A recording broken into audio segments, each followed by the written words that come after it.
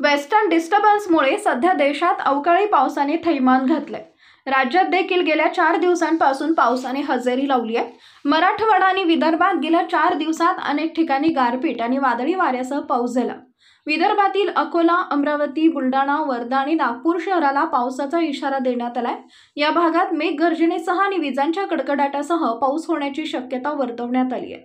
काही ठिकाणी गारपीट होण्याचाही अंदाज वर्तवण्यात आलाय।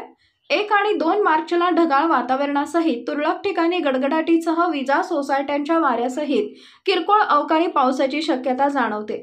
तर मुंबईसह कोकणातील 7 जिल्ह्यात ढगाळ वातावरणासहित तुरळक ठिकाणी गडगडाटीसह विजा, सोसाट्यांच्या वाऱ्यासहित किरकोळ अवकाळी पावसाची शक्यता जाणवते। भारतीय हवामान खात्याच्या अंदाजानुसार पुढील 2 दिवस देशातील अनेक भागात अवकाळी पाऊस धुमाकूळ घालणार आहे। राज्यात 2 मार्चपर्यंत मराठवाडा, विदर्भासह उत्तर महाराष्ट्रातील काही जिल्ह्यांमध्ये विजांच्या गडगडाटासह पावसाची शक्यता आहे। आज आणि उद्या मराठवाड्याच्या काही जिल्ह्यांमध्ये मेघगर्जनेसह पावसाची शक्यता आहे। तसेच यवतमाळ, भंडारा, वाशिम या जिल्ह्यांमध्ये काही भागात हलक्या ते मध्यम सरी कोसळतील असा अंदाज सांगण्यात आलाय।